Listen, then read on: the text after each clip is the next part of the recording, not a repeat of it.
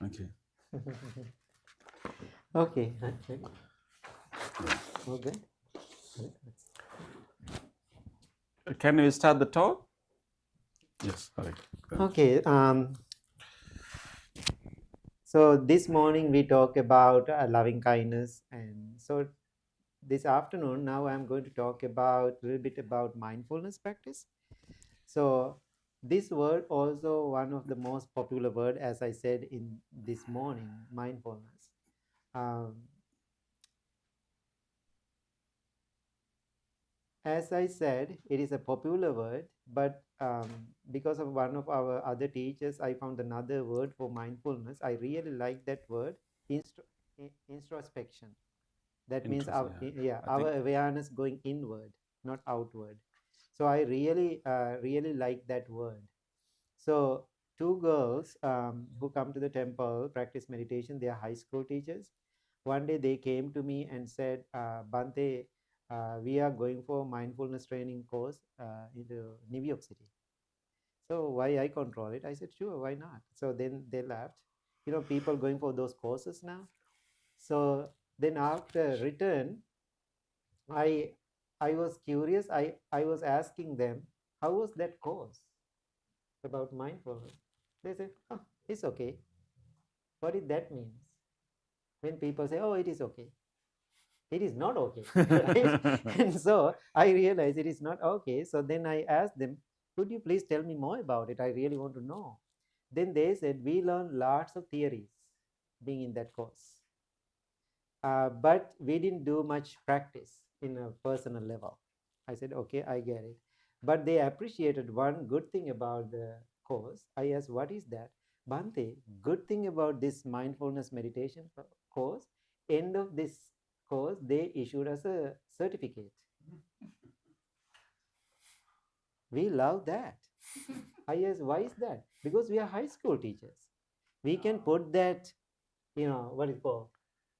Skill, Yeah. that skill to our resume. I'm a trained mindfulness high school teacher. So that means I can teach mindfulness to my children, but we are not mindful. That's what happened to mindfulness now. People talk about it, monks are talking about it, spiritual people are talking about it, but nobody's doing it. So it is not something to talk about, it's something to figuring out ourselves. So therefore, now people are spending hundreds of dollars to learn about mindfulness. Then I asked another question. They are very close with me. Then I asked, my curiosity, would you please tell me how much did you spend? They said 1,500. Okay. I said, okay. I didn't say bad about it. I said, great. Then they said, we are coming to the temple last 7 years. We learn lots of practical things. How about you do this course? Temple always run by donation. So we can give that 1,500 to temple. We are happy to donate to the temple. I said, no, thank you. I said, I don't want that money. And it's really interesting. Then they said, if you do that, then you can follow the course, and end of the course, you can issue it as a certificate. I said, yes, I can do that if you want to. So then I said, I will teach you how to do that. Then I said, keep doing your meditation practice every day. Keep doing it. Then, after 3 months, 6 months, year later, then go to the office max. Go and buy a certificate. Then put your name. I did so well. Then they asked me, do you going to sign? I said, no. I'm not going to sign. I don't know. You know how you get it. So therefore, you have to put the signature. So I don't want to do that. How do I know that, right? So therefore, I don't know. So that's what happened to mindfulness now. People spending so much money to learn about mindfulness, but still people don't get it because deeply they don't understand what it is. So when we are talking about the mindfulness, there are three things we have to focus on according to my understanding, my own experiences. Okay. The first one, paying attention. Paying attention. Now I'm asking you, paying attention to what?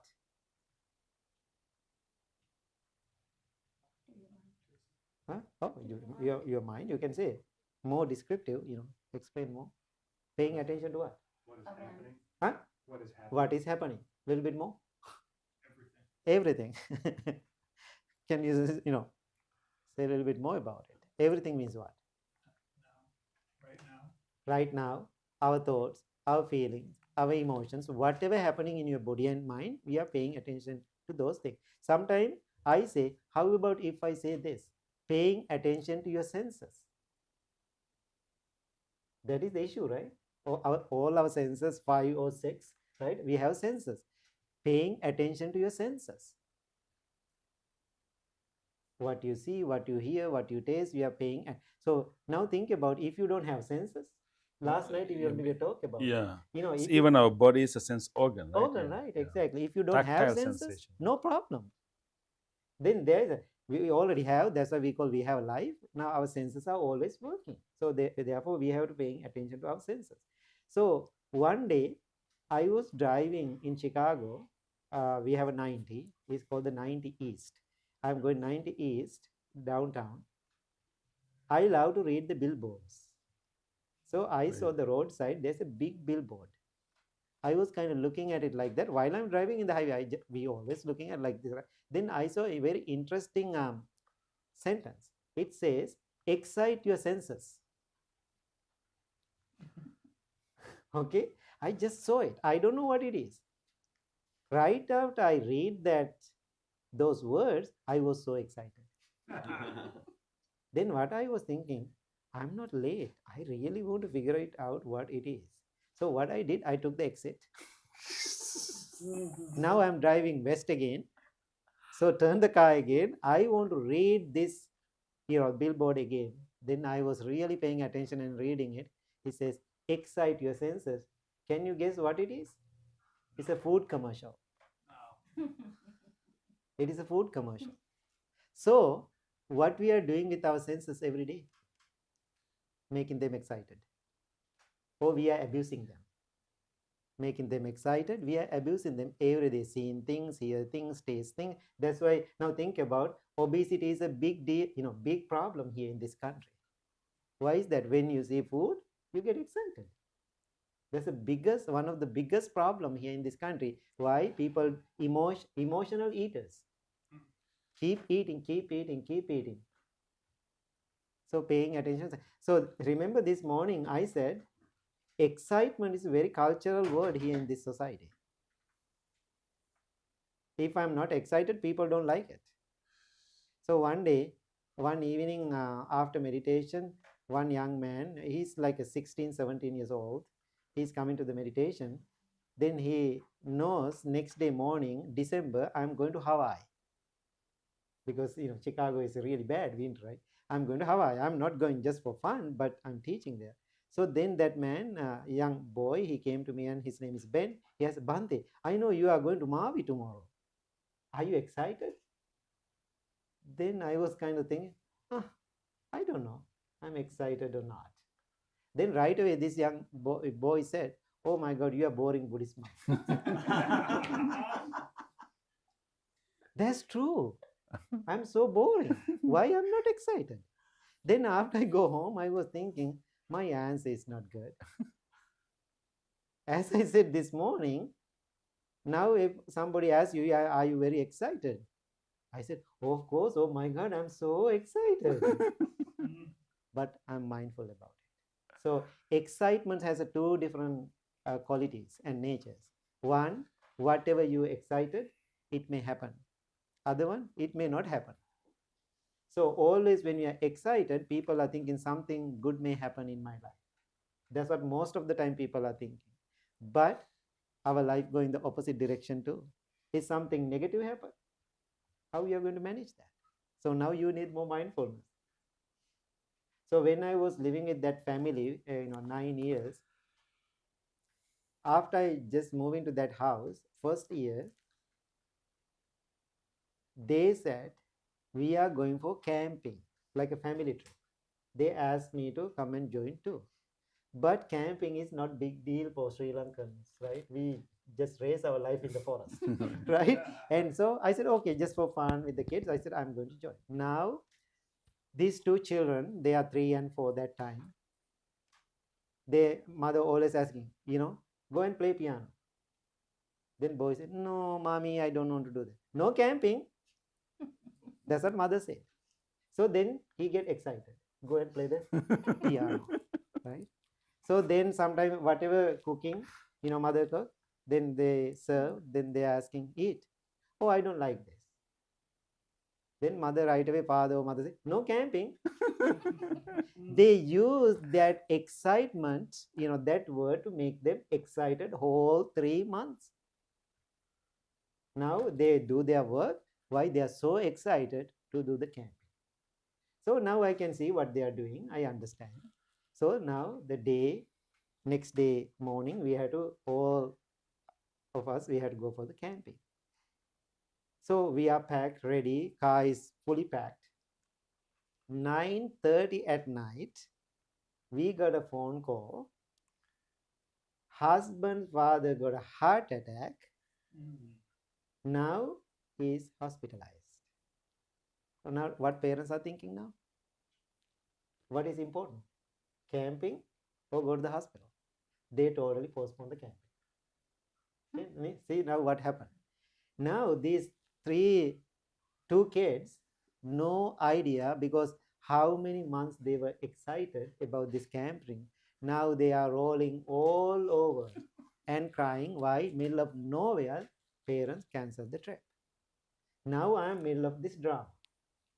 Now they are stressed out. Children are crying. The father is stressed out. They are screaming at each other. Now whole war zone in the house. Now they are really screaming at these two children. Finally, I said, could you please stop fighting? Let me to take care of these two children. You go and do whatever you guys want to do. I'm very good with the babysitting anyway. And so then they left. Now children are, now still they are crying. Children, nature of the children. I don't know what to do now. Even I took the job. Now I'm thinking what I'm going to do. I said, Chine and John Paul, get into the car. Let's go. I didn't say where. Now I'm driving and no idea, I'm just driving. Then I saw a park. I said, let's go and play. Now we are playing finally I broke my glasses and all those things, playing with them. So finally I took them to the ice cream. Half hour later, they are fine. So what I'm telling you, when our senses, when we make our life excited, when disappointment comes, we don't know what to do. Makes sense? So therefore, mindfully excited is a very important thing. Paying attention to your senses. I will tell you a couple of stories. I'm a storyteller because these stories are so powerful. That's how I figuring out these things. Again, when I was in the Phoenix, this family, they host me 15 years, husband and wife. It's a big house. Annually. Huh? Annually, right? When I go there. One day she came and picked me from the airport, and on the way, her name is Anne, she said, Bhante, I have a surprise for you. I said, sure. Then I went to the house. She gave me a big bag of Costco chocolate. Okay, big. Costco bag is a big, right? Yeah. Then I was looking at it. I asked, why? I said, thank you. And then she said, long time ago, you said you love coconut. I said, okay, I'm coming from a coconut island too. So anyway, then she said, this is chocolate covered coconut. So Bhante, I know you love it. You can enjoy. Then I was looking at the bag. Half is gone. Then I said, and what happened to the other half? So then she said, Bhante, just wait. Just walk around the house. What she did, put in the little balls like this. She left every corner these chocolates. For what? For me to eat. No children. I'm almost like a child, right? And so now what I have to say? I had to say thank you because her intention is very pure. I said thank you, and then I'm thinking to myself, oh my God, I'm in trouble. So then I'm okay. I'm managing it. 2:30 in the morning, I got up. go to the bathroom. Then I turn on the bathroom. Then I can see this stupid chocolate in the bathroom. So 2:30 in the morning, my mind going crazy and telling me, giving me the message, eat more chocolate. 2:30 in the morning. Now think about the power of the mindfulness. I was so watching and observing my thoughts. I didn't fail. So one day, now 15 days I was there. So one day I got a smell. This smell related to my childhood. Then I was thinking, what is that smell? It's so familiar. Now think about how, this mind, how this brain is working. So then that smell related when I was a boy, whatever my mother made some sweet, the smell coming from this chocolate, it is totally wrong. Coming to my mind, this chocolate smell exactly that sweet my mother made when I was a boy. So therefore, thinking of your mother, please eat chocolate. Now this is the mind.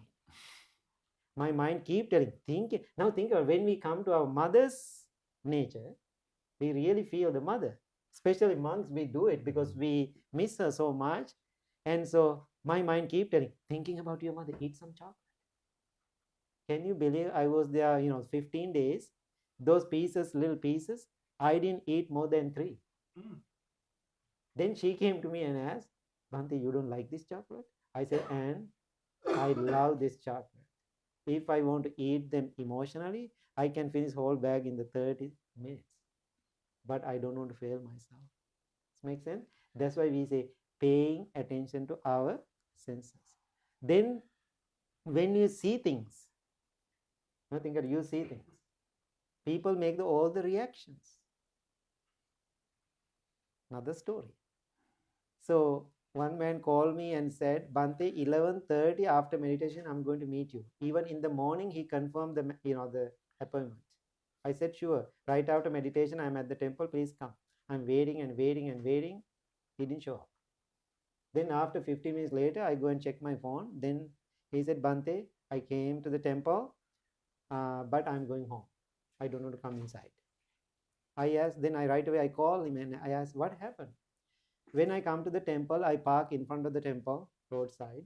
Then I saw there's a red car in front of me. That's my ex-girlfriend's car. I recognize the number plate. Then I realized she's at the temple.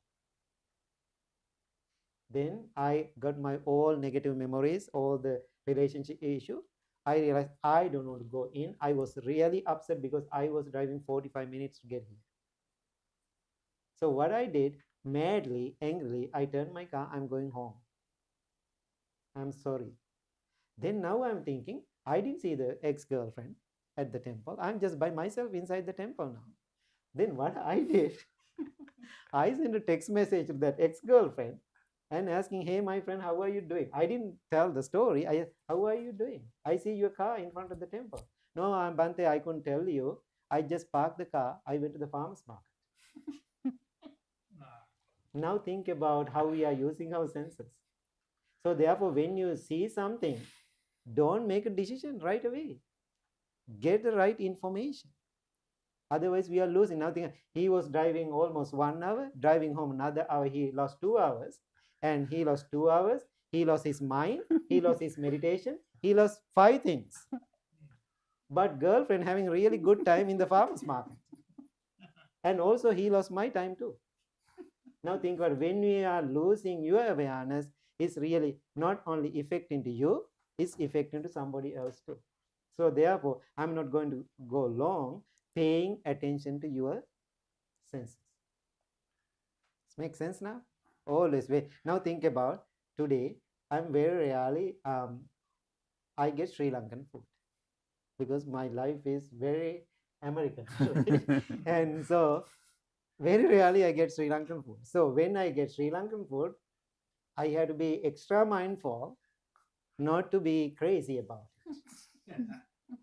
So now even yesterday, when I come here, other monks say, oh, you are going to have some Sri Lankan food tomorrow. He already made me excited even before I come here. I said, yes, right. So then I came here, I told Hamdro, Bhante, and I'm going to have some Sri Lankan food tomorrow, right? Then they are trying to keep, especially Bhante Buddha, they keep bringing me food. My mind is going crazy every time when I see that. Then even today I was thinking I can eat more, but I don't want to do it emotionally. Then I really feel bad after that, then I failed. I'm okay to fail, I can accept that, but I don't want to jump into that ditch. Does it make sense? So therefore, closely paying attention to your senses. That's the first one. Number two, when you are practicing mindfulness, people always telling, live in the present moment. What is that? What is live in the present moment? Let's talk too. Tell me something. Don't want the past. Okay. Then? Accept as it is. Right Okay. Anybody? What is the present moment? Right Now. now. Right now, right? So one day I was giving a talk. I asked a group of people, what is the present moment? One lady raised the hand. Present moment is don't worry about the past. Don't worry about the future. Do it now. That's the present moment. Then I was looking at her. I said, can you do that? She said, no. She was smart too. Then she turning into me, can you do that? I said, no. I was very honest. I said, no. Then what heck we are talking about? This present moment, present moment. Then she was asking, what is Bhante? That is that present moment. Then I said, that's what I am trying to figuring out. What is the present moment? So 6 years ago, I turned into 50. Now I'm 56. Okay.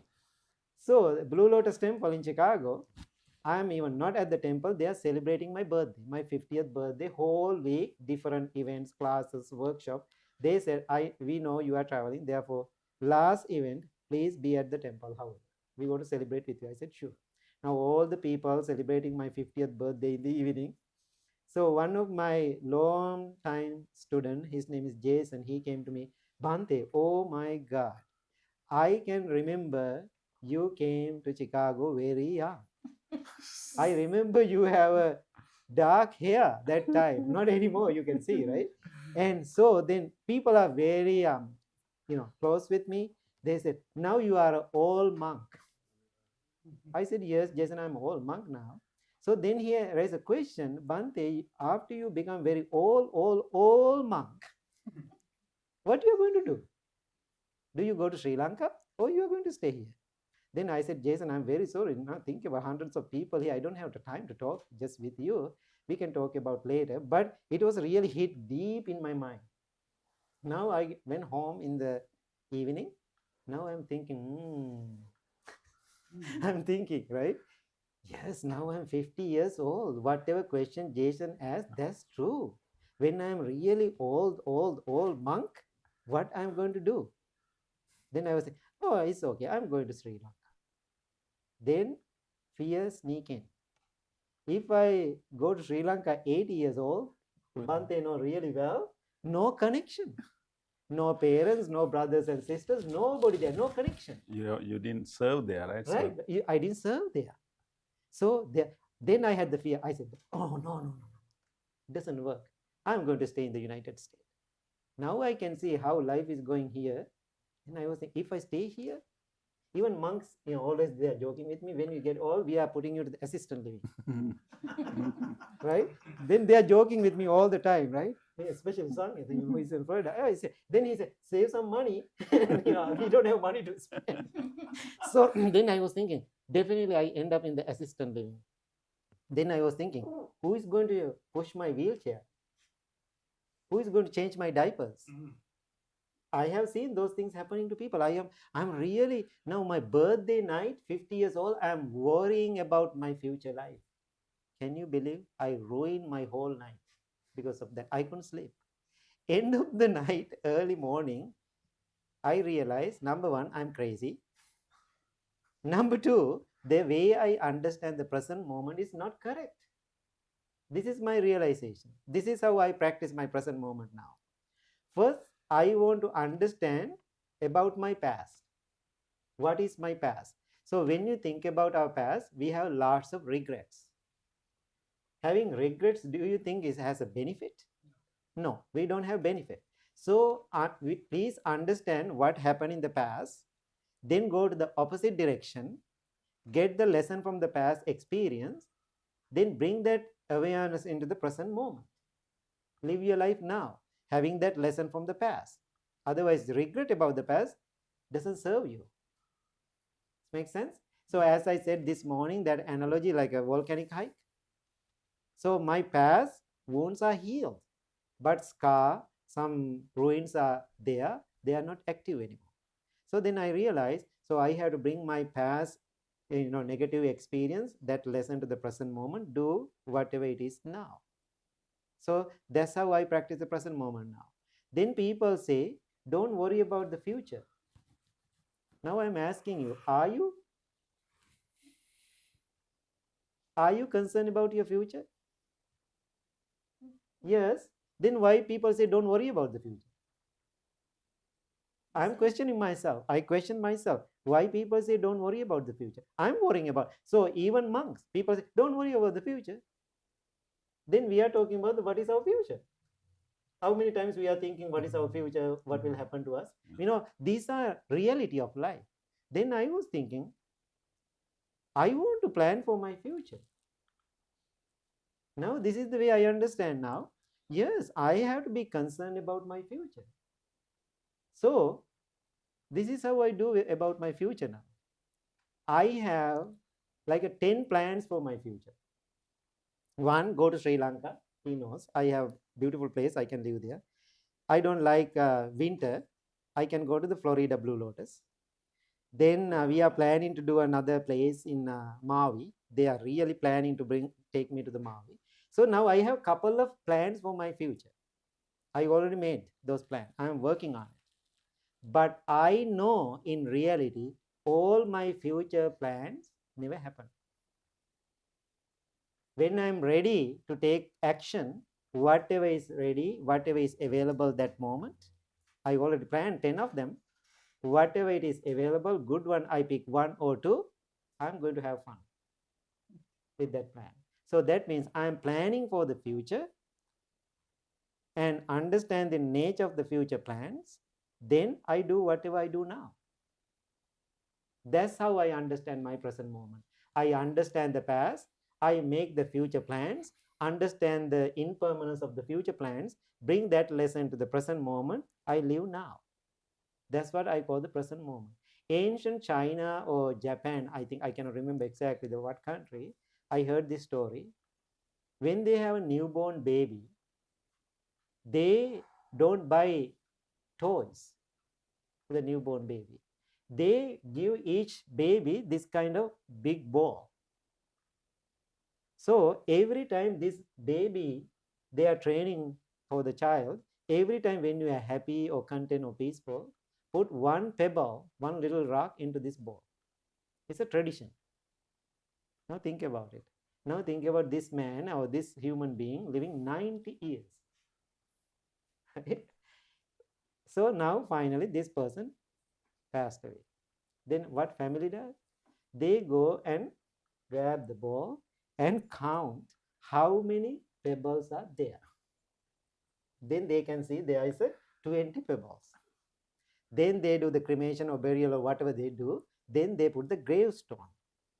On the gravestone, one side they put the day he was born. Other side they put the day he or she passed away. In between, they put the number how they used to live. Pebbles. Pebbles. They can depend on how many pebbles, how many happy moments, how many content. That's what we call living.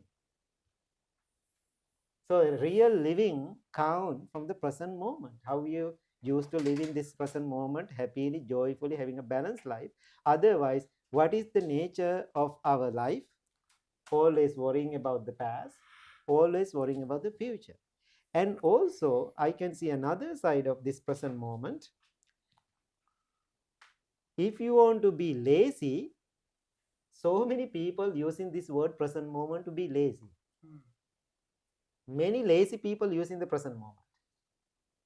It's so sad to see this beautiful teaching people used to be using to be lazy. So one mother who come to the temple with young son, one day she came to me and she retired. She said, Bhante, my 25 years old son living with me.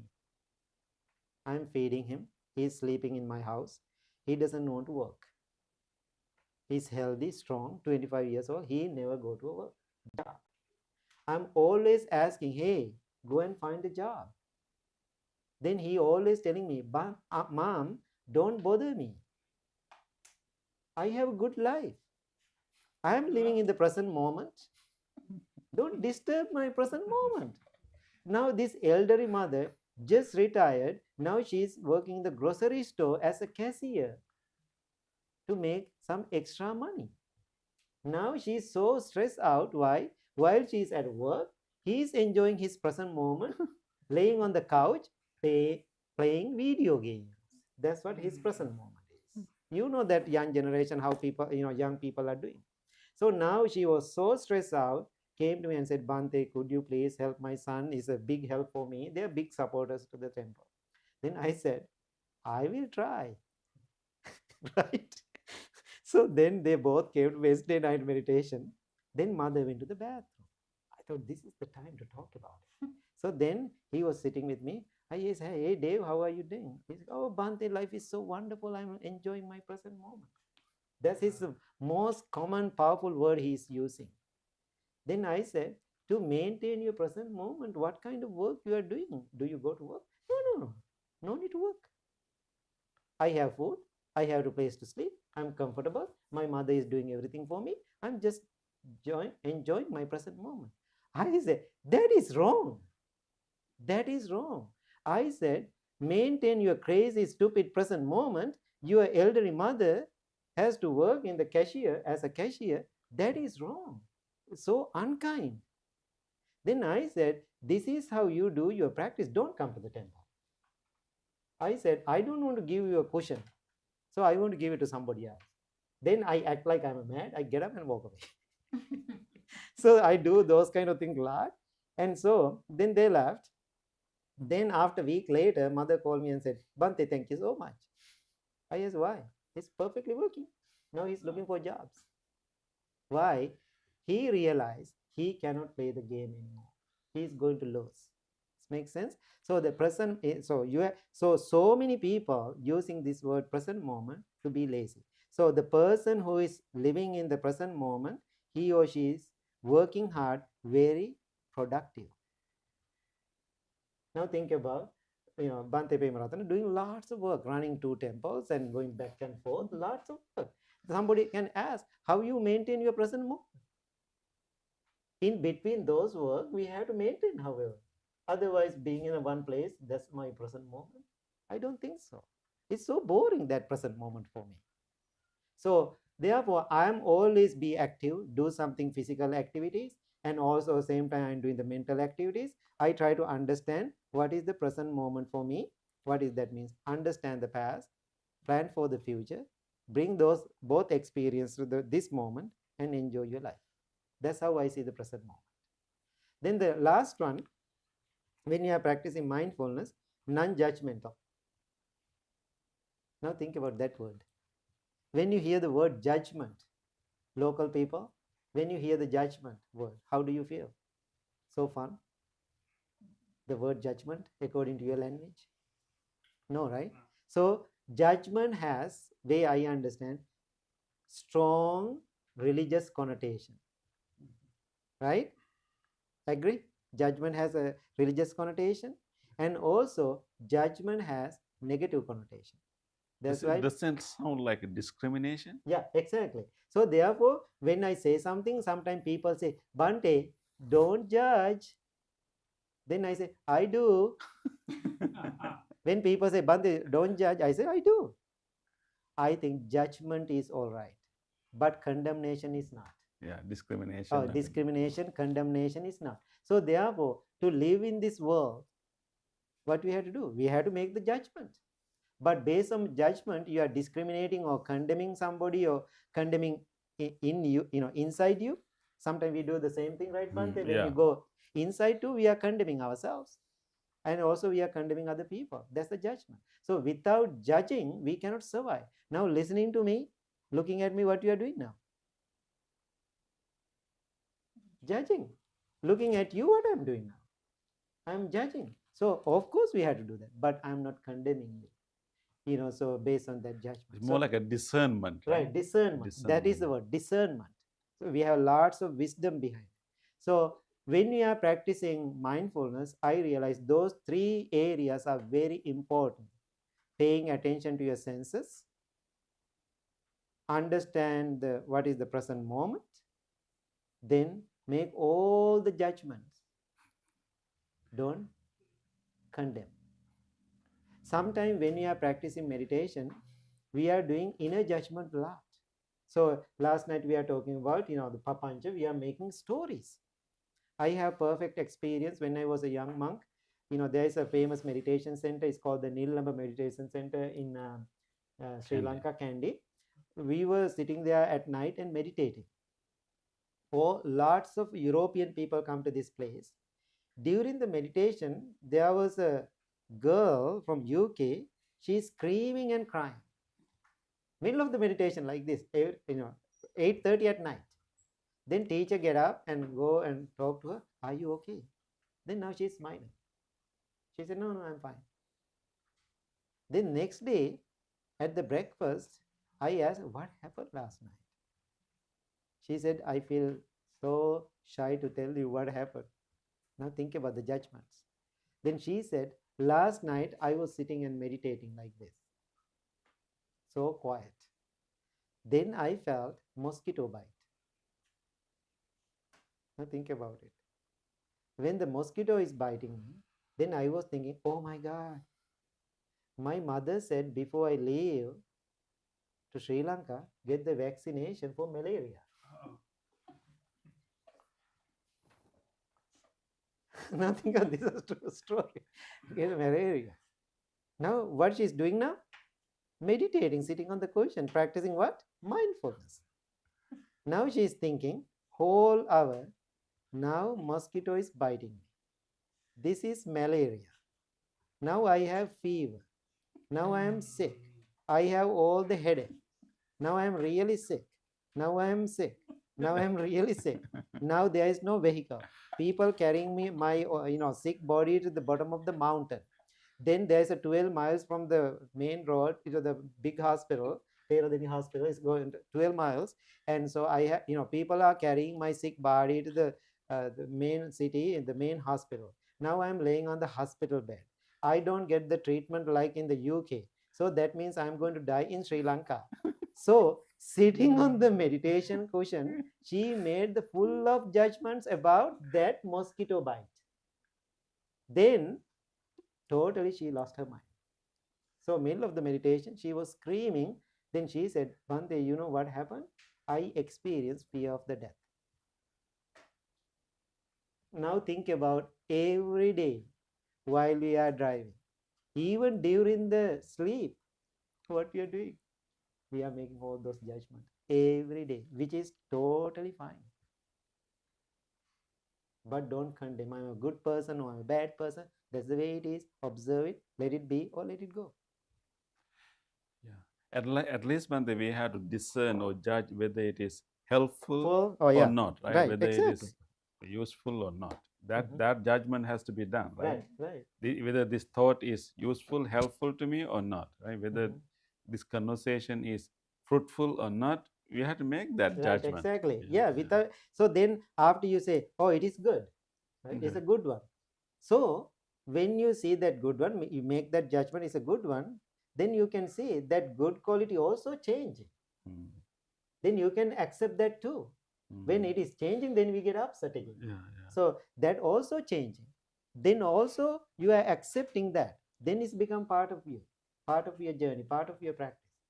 Whatever process happening throughout this meditation practice, everything just accept or let it be or let it go.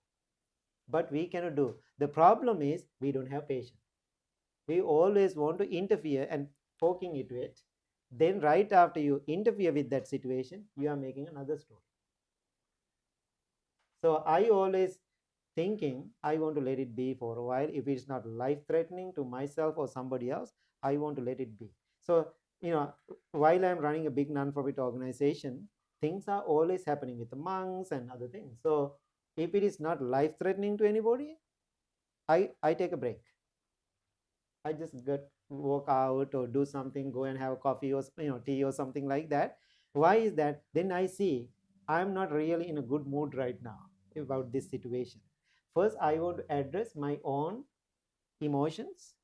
Then I want to talk about it. Otherwise, if in the situation, if I talk about it, I say the perfect thing, they don't get the message. They see my frustration. As a mindfulness practitioner, I don't want to act like that. So therefore, if there is no life threatening to anyone, so I take a break. Then later I will come and tell, I love you guys. Now I am put the bomb. After that, now when I say I love you guys, they say, oh, something coming. Now they know my language, right? So I always say that I love you guys. You did wonderful job. Now I'm going to tell you the truth. So that's how I understand about this mindfulness practice. Any questions? So how do you do with your mindfulness practice everyday life? Now what I really want today, whatever you hear, whatever is resonating to you, take into your life, play the game outside. Then next time when you come to the temple, tell all the story to Bhante Pemaratana and tell Buddhadatta, or tell them how you experience what you learn, what you practice. Otherwise, keep coming to the hospital doesn't help. Sorry, Bhante, I call it a hospital. Right. And so keep coming to the hospital doesn't help. You have to get the treatment. You have to listen to the doctors, do the treatment and get yourself better. Otherwise, I can see every day, most of meditation practitioners, they keep going to the meditation center and they say, oh, we did it. Oh, I got blessings. Now they go and do the same old stuff again. I used to do that too. Finally, I realized, no, I don't want to do this anymore. I want to be honest to myself. So otherwise, how I'm going to die one day myself in this pain? Any other questions about? Yeah, you have some? Anybody? I have so many things come to my mind, but I'm really controlling today myself not to tell so many things. Right? Otherwise, so many things come to my mind. So any questions? Yes. I think as a mindfulness, that is paying attention on what you are doing and staying on the course. So when you are staying on the course or concentrating, it can be for something good or bad. So if you are concentrating on something bad and it is still mindfulness, but that is not the mindfulness that we are talking about today, I'm pretty sure. Okay. So how do you find out that right path? I mean, if you want to steal something, maybe a thief, maybe thinking and planning it perfectly so that he won't get caught. That is mindfulness. So I think this is how I understand. Bhante, you can put your idea too. So when I'm practicing mindfulness, I'm always concerned, very simple to practice this. Whatever action I do in my life, if it is harmful to me, don't do it. If it is harmful to somebody else, don't do it. Sabba papa sakaranam, right? So therefore, don't do anything harmful things to yourself or others. If you can stay in that area, then you are safe. So nature of life anyway, good and bad always coming. When something good coming to your life, don't get too excited about it. Oh, it is good. Just be with that good. If you say something bad come into your mind, just be with that bad feeling too. Don't try to push it out. So when you try to push it out, there's another little inner war.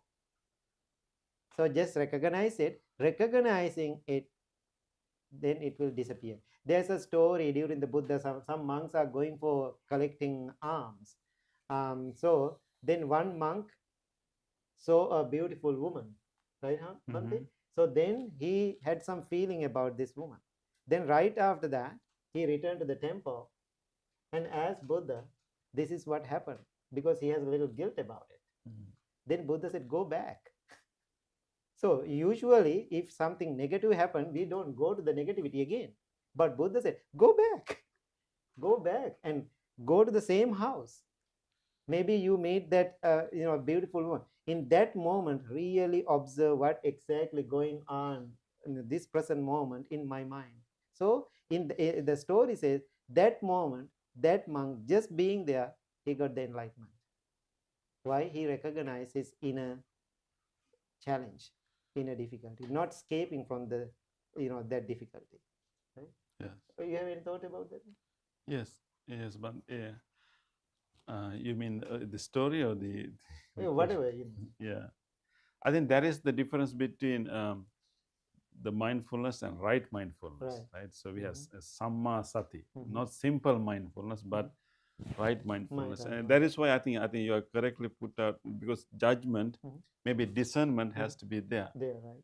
Right. So even a sniper can have very strong mindfulness and paying attention to even to his breath and everything and targeting. It could be a mindfulness, but not necessarily a wholesome mindfulness. It is harmful too. That mindfulness is harmful. Harmful, yeah. Not only him is harmful. Now think about what happened in Las Vegas in the Mandalay Bay, big hotel, right? 50 people, 50 people, right? A long time ago, like few years ago, remember? The Las Vegas shooting, 50 people he killed. In the Mandalay Bay, big gold color hotel. Now think about, to do that, how much he was planning to do it. Yeah. We can say there's mindfulness, awareness there to plan, but that is so harmful. And also he killed that many people, then he shoot himself too. That is the result of doing the harmful thing, even mindful about that. So, but Bhante said the right mindful. I really like Bhante Punnaji, what he says. He says he doesn't use the other monk, he passed away, he never used the right word. Then he said, if you use the right word, there's a wrong one too, So therefore, he always reminded me, don't use the right mindfulness. He said harmonious mindfulness. Harmonious mindfulness. It is so peaceful, that mindfulness to us. It is so harmonious. I use that word a lot now, giving credits to him. So anything else?